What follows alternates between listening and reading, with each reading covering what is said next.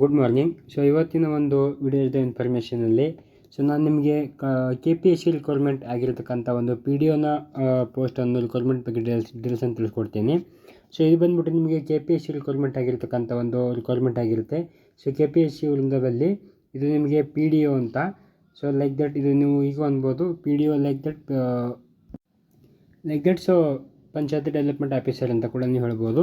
So ಇದು ಬಂದು requirement ನಿಮಗೆ ಎರಡು ರೀತಿಯಿಂದ ಒಂದು ರಿಕ್ವೈರ್ಮೆಂಟ್ ಆಗಿರ್ತಕ್ಕಂಥದ್ದು. ಸೊ ಇದರಲ್ಲಿ 150 + 97 ಅಂತ ಹೇಳ್ತೀನಿ ನೋಡಿ. ಸೊ 150 ಪೋಸ್ಟು ಪ್ಲಸ್ 97 ಅಂತ. ಸೊ ಒಂದು ಡಿವಿಷನಲ್ಲಿ ಇದು ಒಂದು ರಿಕ್ವೈರ್ಮೆಂಟ್ ಆಗಿರ್ತಕ್ಕಂಥದ್ದು. ಸೊ ಇದರ ಒಂದು ಫುಲ್ ಡೀಟೇಲ್ಸನ್ನು ಕೂಡ ನಮಗೆ ಈ ಒಂದು ವಿಡಿಯೋನಲ್ಲಿ ತಿಳಿಸ್ಕೊಡ್ತೀನಿ. ಸೊ ಇದರಲ್ಲಿ ನಿಮಗೆ ಯಾವ ಥರ ಎರಡು ವೇಕೆನ್ಸಿ ಸೇಮ್ ಆಗಿರುತ್ತೆ, ಒಂದು KPSC ರಿಕ್ವೈರ್ಮೆಂಟು. ಸೊ ಒಂದು ಸೇಮ್ ಪೋಸ್ಟ್ PDO ಅಂತ, PDO ಪಂಚಾಯತ್ ಡೆವಲಪ್ಮೆಂಟ್ ಆಫೀಸರ್ ಅಂತ. ಬಟ್ ಇದರಲ್ಲಿ 150 ಫಾರ್ RPC ಲೈಕ್ ದಟ್ ಇದು ನಾನ್ HK ಆಗಿರುತ್ತೆ. ಬಟ್ ಇದು 97 ಫಾರ್ HK ಡಿವಿಷನ್ಗೆ ಒಂದು ರಿಕ್ವೈರ್ಮೆಂಟ್ ಆಗಿರ್ತಕ್ಕಂಥ ಎರಡು ಭಾಗಕ್ಕೆ ಎರಡು ನೋಟಿಫಿಕೇಷನ್, ಒಂದು ಡಿಸ್ಕ್ಲೇಮರು. ಸೊ ಒಂದು ನೋಟಿಫಿಕೇಷನ್ನ ಎರಡು ಎಜುಕೇಷನ್ ಕ್ವಾಲಿಫಿಕೇಷನ್ ಡೀಟೇಲ್ಸ್ ಎಲ್ಲ ಇನ್ಫಾರ್ಮೇಷನ್ ಎರಡಕ್ಕೂ ಸೇಮ್ ಇರುತ್ತೆ. ಎರಡಕ್ಕೂ ಎಲಿಜಿಬಿಲಿಟಿ ಕ್ರೈಟೀರಿಯಾ ಏನಿದೆ ಎಲ್ಲ ಸೇಮ್ ಇರುತ್ತೆ. ಬಟ್ ಒಂದು ರಿಕ್ವೈರ್ಮೆಂಟ್ ಮಾತ್ರ ಒಂದು ಚೇಂಜಸ್ ಆಗಿ ಎರಡು ರಿಕ್ವೈರ್ಮೆಂಟ್ ಮಾಡಿದ್ದಾರೆ. ಒಂದು HK ಭಾಗ, ಇನ್ನೊಂದು ನಾನ್ HK RPC ಅಂತ ಕೂಡ ಕರೆಯಲಾಗುತ್ತೆ. ಸೊ ಇದರ ಒಂದು ಡೀಟೇಲ್ಸನ್ನು ಈ ಒಂದು ವಿಡಿಯೋದಲ್ಲಿ ತಿಳಿಸ್ಕೊಡ್ತೀನಿ. ಸೊ ನೀವು ಕೂಡ ನೋಡ್ಬೋದು, ಇದು ಕರ್ನಾಟಕ ಲೋಕಸೇವಾ ಆಯೋಗ ಅಂತ. ಸೊ ನೀವು ಇಲ್ಲಿ ನಾನು ತೋರಿಸಿದ್ದೀನಿ ನಿಮಗೆ ಮುಂಚೆನೇ KPSC ಅಂತ ಕೂಡ ಹೇಳ್ಬೋದು. ಸೊ ನಾಗರಿಕ ಸೇವೆ ಆಗಿರ್ತಕ್ಕಂಥ ಇದೊಂದು ನೇರ ನೇಮಕಾತಿಯಿಂದ ಒಂದು ಆಯ್ಕೆ ಮಾಡಲಾಗುತ್ತೆ. ಸೊ ಇದು ಬಂದ್ಬಿಟ್ಟು ನಿಮಗೆ 150 ವೇಕೆನ್ಸಿ ಡೀಟೇಲ್ಸ್ ಅಂತ ತಿಳಿಸ್ಕೊಡ್ತೀನಿ. ಬಟ್ ನಿಮಗೆ ಸ್ಟಾರ್ಟಿಂಗಲ್ಲಿ ಹೇಳ್ತೀನಿ. ಸೊ 150 ಪೋಸ್ಟು ಪ್ಲಸ್ ಅದು 97ಗೂ ಏನಿರುತ್ತೆ, ಎರಡಕ್ಕೂ ಸೇಮ್ ಕ್ರೈಟೀರಿಯಾ ಇರುತ್ತೆ, ಎರಡಕ್ಕೂ ಸೇಮ್ ನೋಟಿಫಿಕೇಷನ್ ಇರುತ್ತೆ. ಒಂದು ಸೇಮ್ನ ಒಂದು ರೂಲ್ಸ್ ಆ್ಯಂಡ್ ರೆಗ್ಯುಲೇಷನ್ಸ್ ಏನೇನಿದೆ ರಿಕ್ವೈರ್ಮೆಂಟ್ ಎಲ್ಲ ಸೇಮ್ ಆಸ್ ವೆಲ್ ಆಸ್ ಒಂದು ನೋಟಿಫಿಕೇಷನ್ ಸೇಮ್ ಆಗಿರುತ್ತೆ. ಬಟ್ ಒಂದು ರಿಕ್ವೈರ್ಮೆಂಟ್ ಡಿವಿಷನ್ ಮಾತ್ರ ಒಂದು HK ಮತ್ತು ನಾನ್ HK ಅಂತ ಕೂಡ ಹೇಳಲಾಗುತ್ತೆ. ಸೊ ಇದರಲ್ಲಿ ನಿಮಗೆ ನಾನು 150 ವೇಕೆನ್ಸಿ ಬಗ್ಗೆ ಡೀಟೇಲ್ಸ್ ಅಂತ ತಿಳಿಸ್ಕೊಡ್ತೀನಿ ನೋಡಿ. ಈ 150 ವೇಕೆನ್ಸಿನ ಒಂದು ಯಾವ ಥರ ಇದೆ ಎಲ್ಲ ಕ್ರೈಟೀರಿಯಾ ಮತ್ತು ಎಜುಕೇಷನ್ ಕ್ವಾಲಿಫಿಕೇಷನ್ ಡೀಟೇಲ್ಸ್ ಎಲ್ಲ ಈಕ್ವಲ್ ಟು 97 ಪೋಸ್ಟ್ಗೂ ಕೂಡ ಸೇಮ್ ಆಗಿರುತ್ತೆ.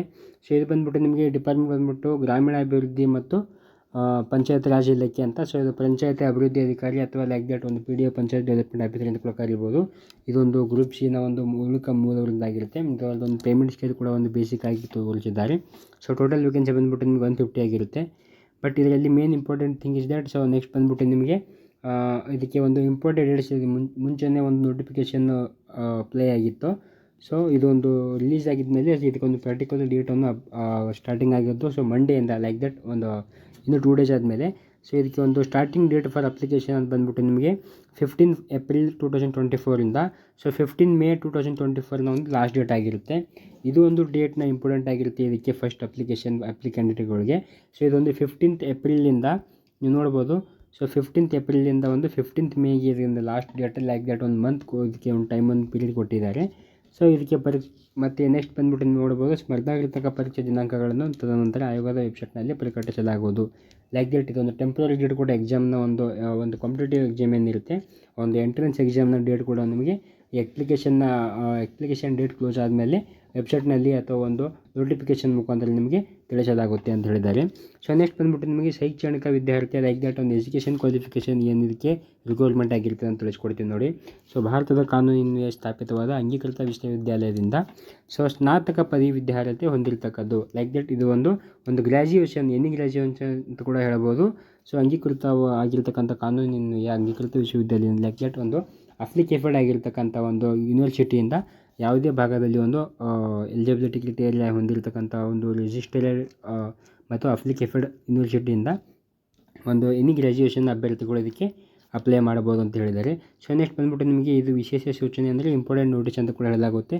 ಸೊ ಇದರಲ್ಲಿ ಏನಂದರೆ ಏನೇನು ಸ್ವಲ್ಪ ಚೇಂಜಸ್ ಆಗಿದೆ ಈಗ ಹೊಸದಾಗಿ. ಯಾಕಂದರೆ last time VAO village administrative officer ಕೂಡ ಒಂದು ಎಜುಕೇಷನ್ ಕ್ವಾಲಿಫಿಕೇಷನ್ ಆಗಲಿ ಒಳಗಡೆ ಸಮಥಿಂಗ್ ಚೇಂಜ್ ಮಾಡಿದರು. ಸೊ ಅದರ ಒಂದು ಡೀಟೇಲ್ಸನ್ನು ಕೂಡ ನಿಮಗೆ ಅಪ್ಡೇಟ್ ಕೊಟ್ಟಿದ್ದೇನೆ. ಸೊ ಅದೇ ಥರ ಇಲ್ಲಿ ಕೂಡ ನಿಮಗೆ ಹೇಳ್ಬೋದು. ಸೊ ಇದರಲ್ಲಿ ಕೂಡ ಏನೇನು ಚೇಂಜಸ್ ಆಗಿದೆ ಅಂತ ಒಟ್ಟಿಗೆ ಇದು ಒಂದು ಅಪ್ಡೇಟ್ ಮಾಡಿದ್ದಾರೆ. ಸೊ ಇದು ನಿಮಗೆ ಇಲ್ಲಿ ಯೂಟ್ಯೂಬ್ಸಲ್ಲಿ ಅಥವಾ ಒಂದು ವೀಡಿಯೋಸ್ನಲ್ಲಿ ಫುಲ್ ಡೀಟೇಲ್ಸ್ ಆಗಿ ಅರ್ಥ ಆಗಿಲ್ಲ. ಸೊ ಇದ್ರ ಬಗ್ಗೆ ಒಂದು PDF ಎಕ್ಸ್ಪೋರ್ಟ್ ಕೂಡ ನಾನು ಕಳಿಸ್ಕೊಡ್ತೀನಿ. ಸೊ ವಾಟ್ಸಪ್ ಥರದಿಂದ ಇಲ್ಲಿ ಶೋ ಆಗಿರ್ತಕ್ಕಂಥ ನಂಬರ್ ಮುಖಾಂತರ ನೀವು ಇದಕ್ಕೆ ಒಂದು PDF ಕೂಡ ನೀವು ತೊಗೋಬೋದು. ಸೊ ನೆಕ್ಸ್ಟ್ ಬಂದ್ಬಿಟ್ಟು ನಿಮಗೆ ಒಂದು ವಿಶೇಷ ಸೂಚನೆ ಅದೇ ಆಗಿರುತ್ತೆ. ಸೊ ಯಾವುದರ ಅಪ್ಲಿಕೇಶನು ಫೈಸು, ಸೊ ಒನ್ ಟೈಮು ಇದೆಲ್ಲ ಒಂದು ಇದರಲ್ಲಿರುತ್ತೆ. ಸೊ ನೆಕ್ಸ್ಟ್ ಬಂದ್ಬಿಟ್ಟು ನಿಮಗೆ ಇಂಪಾರ್ಟೆಂಟ್ ಥಿಂಗ್ ಇಸ್ ದ್ಯಾಟ್ ಇದರಲ್ಲಿ ಏನೊಂದು ಮೇನ್ ನಿಮಗೆ ಯಾವ ಥರ ಒಂದು ವೆಬ್ಸೈಟಲ್ಲಿ ಕೂಡ ಅಪ್ಲೈ ಮಾಡ್ಬೋದು. ಸೈಬರ್ ಕ್ರೈಮ್ ಅಥವಾ ಒಂದು ಸೈಬರ್ ಕ್ಯಾಫೆ. ಸೊ ನೀವು ಮನೆಯಲ್ಲಿ PC ಲ್ಯಾಪ್ಟಾಪ್ ತುಂಬಿಕೊಂಡ್ರೆ ಹಾಕ್ಬೋದು. ಸೊ ನೆಕ್ಸ್ಟ್ ಬಂದ್ಬಿಟ್ಟು ಇದರ ಒಂದು ಡೀಟೇಲ್ಸ್ ಆಗಿ ಹೇಳಬೇಕಾದ್ರೆ ಒಂದು ಅಪ್ಲಿಕೇಶನ್ ಫೀಸ್ ಯಾವ ಥರ ಇರುತ್ತೆ ಮತ್ತು ಎಷ್ಟು ಮತ್ತು ಕ್ಯಾಟಗರಿ ವೈಸ್ ಎಷ್ಟು ಡಿವೈಡ್ ಆಗಿದೆ ಅಂತ ತಿಳಿಸ್ಕೊಡ್ತೀನಿ ನೋಡಿ. ಸೊ ಇದು ನಿಮಗೆ ಜನರಲ್ ಕ್ಯಾಟಗರಿ ಅಭ್ಯರ್ಥಿಗಳಿಗೆ ₹600 ಫಾರ್ ಅಪ್ಲಿಕೇಶನ್ ಫೀಸ್ ಆಗಿರುತ್ತೆ. ನೆಕ್ಸ್ಟ್ ಬಂದ್ಬಿಟ್ಟು ಪ್ರವಾಗ 2A 2B 3A 3B ಅಭ್ಯರ್ಥಿಗಳಿಗೆ 300 ಆಗಿರುತ್ತೆ. ನೆಕ್ಸ್ಟ್ ಮಾಜಿ ಸೈನಿಕ ಅಭ್ಯರ್ಥಿಗಳಿಗೆ ಎಕ್ಸ್ ಸರ್ವಿಸ್ ಮ್ಯಾನ್ ಅಭ್ಯರ್ಥಿಗಳಿಗೆ ₹50 ಫಾರ್ ಓನ್ಲಿ ಒಂದು ಅಪ್ಲಿಕೇಶನ್ ಫೀಸ್ ಆಗಿರುತ್ತೆ. ಮತ್ತು SC ST ಮತ್ತು ಪ್ರವರ್ಗ 1 ಅಭ್ಯರ್ಥಿಗಳಿಗೆ ಶುಲ್ಕ ವಿನಾಯಿತಿ ಅಂದರೆ ಸೊ ಯಾವುದೇ ರೀತಿಯ ಒಂದು ಅಪ್ಲಿಕೇಶನ್ ಫೀಸನ್ನು ಇದಕ್ಕೆ ಫೀ ಮಾಡೋಂಗಿಲ್ಲ. ಸೊ ಲೈಕ್ ದಟ್ ನಿಲ್ಲಾಗಿರುತ್ತೆ. ಸೊ ಇದೊಂದು ಅಪ್ಲಿಕೇಶನ್ ಫೀಸ್ ಕೂಡ ನಿಮಗೆ ಒಂದು online through as UPI pay. So ಇದ್ರ ಮುಖಾಂತರ ನೀವು ಇದಕ್ಕೆ ಅಪ್ಲೈ ಮಾಡಬೇಕು. ಅದು ಮತ್ತು ಬಂದ್ಬಿಟ್ಟು ಇಂಡಿಯನ್ ನ್ಯಾಷನಾಲಿಟಿ ಇದರ ಒಂದು ಏನೇನು ಕಂಡೀಷನ್ಸ್ ಇದಾವೆ ಇದೆಲ್ಲ ಇರುತ್ತೆ. ಇದರ ಬಗ್ಗೆ ನಿಮ್ಗೆ ಡೀಟೇಲ್ಸ್ ಆಗಿ ಇದೊಂದು ಎಕ್ಸ್ಪೋರ್ಟ್ ಕೂಡ ನಿಮಗೆ ನಾನು ಅವೈಲೇಬಲ್ ಇದೆ ಅಂತ ಹೇಳಿದ್ದೆ. ಸೊ ಇದು PDF ಎಕ್ಸ್ಪೋರ್ಟ್ ಕೂಡ ನಿಮಗೆ ವಾಟ್ಸಪ್ ಥ್ರೂ ಒಂದು ತಿಳಿಸ್ಕೊಡ್ತೀನಿ. ಸೊ ಇದು ಆಯ್ಕೆ ವಿಧಾನ ಯಾವ ಥರ ಇರುತ್ತೆ ಅಂದರೆ ಕನ್ನಡ ಭಾಷಾ ಪರೀಕ್ಷೆ ಒಂದು ಕಂಪಲ್ಸರಿ ಎಕ್ಸಾಮ್ಸ್ನೂ ಇರುತ್ತೆ. ಮತ್ತು ಇದರೊಂದು 150 ಅಂಕಗಳಲ್ಲಿ ಇದೊಂದು ಎಕ್ಸಾಮ್ಸ್ ಕಂಡಕ್ಟ್ ಮಾಡಲಾಗುತ್ತೆ. ಸೊ 150 ಅಂಕಗಳಲ್ಲಿ ಮಿನಿಮಮ್ ನೀವು 50 ಅಂಕಗಳು ಮಾತ್ರ. ಸೊ 50 ಮಾರ್ಕ್ಸ್ ಎಲಿಜಿಬಿಲಿಟಿಗೆ ಸೊ ನೀವು ಇಲ್ಲಿ ತೊಗೊಳ್ಳೇಬೇಕಾಗುತ್ತೆ. ನೆಕ್ಸ್ಟ್ ಬಂದ್ಬಿಟ್ಟು ನಿಮಗೆ ಒಂದು ಎಲಿಜಿಬಿಲಿಟಿ ಆಗಿರ್ತಕ್ಕಂಥ ಒಂದು ಕಾಂಪಿಟೇಟಿವ್ ಎಕ್ಸಾಮ್ಸ್ ಕೂಡ ಇರ್ತಾರೆ. ಸೊ ಜನರಲ್ ಕನ್ನಡ, ಇಂಗ್ಲೀಷ್ ಮತ್ತು ನಾಲೆಜ್ ಅಂತ. ಸೊ ಅದರಲ್ಲಿ ಜಸ್ಟ್ ನಿಮಗೆ ಒಂದು ರ್ಯಾಂಕಿಂಗ್ ಮುಖಾಂತರ ಆಯ್ಕೆ ಮಾಡಲಾಗುತ್ತೆ. ಬಟ್ ಕಂಪಲ್ಸರಿ ಕನ್ನಡ ಎಕ್ಸಾಮ್ಸಲ್ಲಿ 150 ಔಟ್ ಆಫ್ ಸೊ ನೀವು 50 ಮಾರ್ಕ್ಸನ್ನು ಇಲ್ಲಿ ಎಕ್ಸಾಕ್ಟ್ಲಿ ನೀವು ತೊಗೋಬೇಕಾಗಿರುತ್ತೆ. ಸೊ ನೆಕ್ಸ್ಟ್ ಬಂದ್ಬಿಟ್ಟು ನಿಮಗೆ ಇಲ್ಲಿ ಸ್ಪರ್ಧಾತ್ಮಕ ಪರೀಕ್ಷೆ ಅಂತ ನಾನು ಹೇಳಿದ್ದೆ. ಸೊ ಯಾವ ಥರ ಇರುತ್ತೆ -1/4 ಅಂತ. ಸೊ ಪ್ರತಿ 4 ತಪ್ಪು ಉತ್ತರಗಳಿಗೆ ಒಂದು ಸರಿಯಾದ ಉತ್ತರವನ್ನು ಮೈನಸ್ ಮಾಡುತ್ತಾರೆ ಅಂತ ಕೂಡ ಹೇಳ್ಬೋದು. ಇದು ಒಂದು ಎಕ್ಸಾಮ್ನ ಕೌನ್ಸಿಲಿಂಗಲ್ಲಿ ಕೂಡ ನಾನು ಇದ್ರ ಬಗ್ಗೆ ಡೀಟೇಲ್ಸನ್ನು ತಿಳಿಸ್ಕೊಡ್ತೀನಿ. ಸೊ ನೆಕ್ಸ್ಟ್ ಬಂದ್ಬಿಟ್ಟು ನಿಮಗೆ ಇದರ ಒಂದು ಯಾವ ಥರ ಸಿಲೆಬಸ್ ಇರುತ್ತೆ ಅನ್ನೋದು ಕೂಡ ನಿಮಗೆ ನೆಕ್ಸ್ಟ್ ವೀಡಿಯೋಸ್ನಲ್ಲಿ ಅಪ್ಲೋಡ್ ಮಾಡ್ತಿರ್ತೀನಿ. ಸೊ ಇದು ಸಾಮಾನ್ಯ ಜ್ಞಾನ ಯಾವ ಥರ ಇರುತ್ತೆ. ಸೊ ಟೋಟಲ್ ಮಾರ್ಕ್ಸ್ ಬಂದ್ಬಿಟ್ಟು ನಿಮಗೆ 100 ಮಾರ್ಕ್ಸ್ ಆಗಿರುತ್ತೆ ಇದಕ್ಕೆ. ಸೊ 100 ಮಾರ್ಕ್ಸಲ್ಲಿ ನಿಮ್ಮ ಟೈಮಿಂಗ್ಸ್ ಬಂದ್ಬಿಟ್ಟು ಲೈಕ್ ದಟ್ 1.5 ಗಂಟೆ. ಸೊ ನೀವು ನೋಡ್ಬೋದು 1.5 ಗಂಟೆ ಒಂದು ಟೈಮಿಂಗ್ಸ್ ಆಗಿರುತ್ತೆ ಫಾರ್ ಇದಕ್ಕೆ. ಒಂದು ಪಠ್ಯಕ್ರಮ ಲೈಕ್ ದಟ್ ಒಂದು ಸಿಲೆಬಸನ್ನು ಜಸ್ಟ್ ಅಂತ ಕೊಟ್ಟಿದ್ದಾರೆ. ಬಟ್ ಇದರಲ್ಲಿ ಡೀಟೇಲ್ಸನ್ನು ಮತ್ತು ಕ್ವಶನ್ ಪೇಪರ್ ಆಗಿ ಇದು ಒಂದು ನೆಕ್ಸ್ಟ್ ವೀಡಿಯೋಸ್ನಲ್ಲಿ ನಾನು ಅಪ್ಲೋಡ್ ಮಾಡ್ತಾ ಇರ್ತೀನಿ. ಸೊ ಪೇಪರ್ 2 ಯಾವ ಥರ ಇರುತ್ತೆ ಇದು ಕೂಡ ಸೇಮ್ ಲೈಕ್ ದಟ್ ಒಂದು 100 ಮಾರ್ಕ್ಸ್ ಕ್ವಶನ್ ಪೇಪರ್ ಇರುತ್ತೆ. ಬಟ್ ಇದಕ್ಕೆ ಟೈಮಿಂಗ್ಸ್ ಬಂದ್ಬಿಟ್ಟು ನಿಮಗೆ 2 ಗಂಟೆ ಆಗಿರುತ್ತೆ. ಸೊ ಇದು ನಿಮಗೆ ಸಾಮಾನ್ಯ ಕನ್ನಡ ಮತ್ತು ಸಾಮಾನ್ಯ ಇಂಗ್ಲೀಷು ಕಂಪ್ಯೂಟರ್ ಜ್ಞಾನ ಅಂತ ಒಳಗೊಂಡಿರ್ತಕ್ಕಂಥ ಸಿಲೆಬಸ್ ಆಗಿರುತ್ತೆ ಇದಕ್ಕೆ. ಸೊ ಇದು ಬಂದ್ಬಿಟ್ಟು ನಿಮಗೆ ಎಕ್ಸಾಮ್ಸ್ ಮತ್ತು ನಿಮಗೆ ಕನ್ನಡ ಮತ್ತು ಇಂಗ್ಲೀಷ್ ಲ್ಯಾಂಗ್ವೇಜ್ನಲ್ಲಿ ಮಾತ್ರ ಇರುತ್ತೆ ಅಂತ ಕೂಡ ಇಲ್ಲಿ ನಿಮಗೆ ಅವರು ಸ್ಪಷ್ಟವಾಗಿ ನೋಟಿಫಿಕೇಷನ್ ಮುಖಾಂತರ ತಿಳಿಸ್ಕೊಟ್ಟಿದ್ದಾರೆ. ಸೊ ನೆಕ್ಸ್ಟ್ ಬಂದ್ಬಿಟ್ಟು ನಿಮ್ಮ ಎಕ್ಸಾಮ್ ಸೆಂಟರ್ಸ್ ಯಾವ ಥರ ಇರುತ್ತೆ ಮತ್ತು ಯಾವ ಒಂದು ಲೊಕೇಶನ್ಗೆ ನಿಮ್ಗೆ ಇರ್ಬೋದು ಅನ್ನೋದಾದರೆ ಸೊ ಅದು ಕೂಡ ಇಲ್ಲಿ ಹೇಳಿದ್ದಾರೆ. ಕನ್ನಡ ಭಾಷಾ ಪರೀಕ್ಷೆ ಸ್ಪರ್ಧಾ ಪರೀಕ್ಷೆಗಳನ್ನು ಆಯೋಗವನ್ನು ನಿಗದಿಪಡಿಸುವ ಯಾವುದೇ ಕೇಂದ್ರ ಸ್ಥಳದಲ್ಲಿ ನಡೆಸಲಾಗುವುದು. ಲೈಕ್ ದಟ್ ಒಂದು KPSC ಹೊರಡಿಸ್ತಕ್ಕಂಥ ಸೊ ಅವ್ರದ್ದು ಒಂದು ಡಿಸಿಷನ್ ಮುಖಾಂತರ ಯಾವ ಒಂದು ಸೆಂಟ್ರಲ್ಲಿ ಅವ್ರು ಹಾಕಿರ್ತಾರೆ ಸೊ ಅಲ್ಲೇ ಹೋಗಿ ಎಕ್ಸಾಮ್ ನೀವು ಅಟೆಂಡ್ ಮಾಡಬೇಕಾಗಿರುತ್ತೆ ಅಂತ ಕೂಡ ತಿಳಿಸಲಾಗಿದೆ. ಸೊ ನೆಕ್ಸ್ಟ್ ಬಂದ್ಬಿಟ್ಟು ನಿಮಗೆ ಇನ್ನೊಂದು ಇಂಪಾರ್ಟೆಂಟ್ ಇದಕ್ಕೆ ಒಂದು ಏಜ್ ಲಿಮಿಟ್ ಎಷ್ಟಾಗಿರುತ್ತೆ ಅನ್ನೋದನ್ನು ನೋಡ್ಬೋದು. ಸೊ ಏಜ್ ಲಿಮಿಟ್ ಇದರಲ್ಲಿ ನೀವು ನೋಡ್ಬೋದು.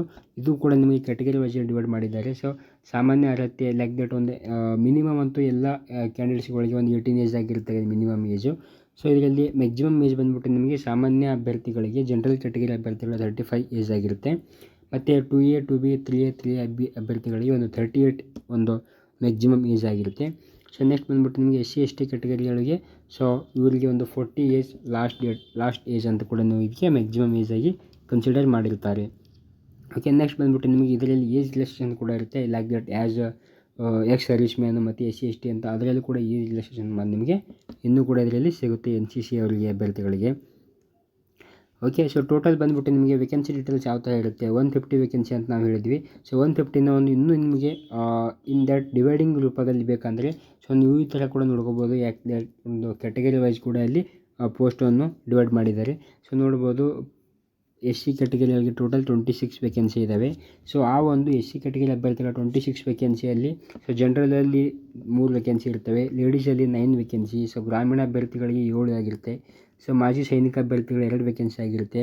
ಸೊ ಈ ಥರ ನಿಮಗೆ ಎಲ್ಲ ಒಂದು ಪರಿಶಿಷ್ಟ ಪಂಗಡ 2A 2B ಎಲ್ಲ ಒಂದು ಕ್ಯಾಟಗರಿ ವೈಸ್ ಕೂಡ ಇಲ್ಲಿ ನಿಮಗೆ ಎಷ್ಟೆಷ್ಟು ಪೋಸ್ಟಸ್ ಇದ್ದಾವೆ, ಎಷ್ಟೆಷ್ಟು ವೇಕೆನ್ಸಿ ಇದ್ದಾವೆ, ಎಷ್ಟೆಷ್ಟು ಕ್ಯಾಟಗರಿ ವೈಸಲ್ಲಿ ಯಾವ ಒಂದು ಮೀಸಲಾತಿಯಲ್ಲಿ ಇದ್ದಾವೆ ಅಂತ ಕೂಡ ನಿಮಗೆ ಇಲ್ಲಿ ಡೀಟೇಲ್ಸನ್ನು ತೋರಿಸಿದ್ದೇನೆ ನೋಡಿ. ಬಟ್ ಇದರ ಬಗ್ಗೆ ನಿಮ್ಗೆ ಹೆಚ್ಚಿನ ಮಾಹಿತಿಗಾಗಿ ಕೂಡ ನಿಮಗೆ ಒಂದು PDF ಕೂಡ ಅವೈಲೇಬಲ್ ಇರುತ್ತೆ. ಮತ್ತು ಇದರದೇ ಆದಂಥ ಒಂದು ಕೌನ್ಸಿಲಿಂಗ್ ಕ್ಲಾಸ್ ಕೂಡ ಫ್ರೀ ಆಫ್ ಕಾಸ್ಟಾಗಿ ಇದರದ್ದು ಒಂದು ಕೌನ್ಸಿಲಿಂಗ್ ಡೀಟೇಲ್ಸನ್ನು ಕೂಡ ಒಂದು ಗೈಡೆನ್ಸ್ ಇರುತ್ತೆ. ಓಕೆ, ಸೊ ಇವತ್ತಿನ ಒಂದು ವಿಡಿಯೋಸ್ನ ಇನ್ಫಾರ್ಮೇಷನ್ ಇಷ್ಟೇ ಆಗಿರುತ್ತೆ. ಸೊ ಇದ್ರ ಬಗ್ಗೆ ನಿಮ್ಗೆ ಹೆಚ್ಚಿನ ಮಾಹಿತಿಗೋಸ್ಕರ ಅಥವಾ ಇನ್ನು ಯಾವುದೇ ಎಕ್ಸಾಮ್ಸ್ಗೆ ಹೋದರೆ ನಿಮ್ಗೆ ಹೆಚ್ಚಿನ ಮಾಹಿತಿಗೋಸ್ಕರ ಬೇಕಾದರೆ ಕೂಡ ನೀವು ವಾಟ್ಸಪ್ ಥ್ರೂ ಅಂತ ಕೂಡ ಸೊ ಕೌನ್ಸಿಲಿಂಗು ಅಥವಾ ಗೈಡೆನ್ಸ್ ಮುಖಾಂತರ ತಿಳ್ಕೊಬೋದು. ಓಕೆ, ಸೊ ಇವತ್ತಿನ ಒಂದು ವಿಡಿಯೋ ಇನ್ಫಾರ್ಮೇಷನ್ ಇಷ್ಟೇ ಆಗಿರುತ್ತೆ. Okay, by, take care.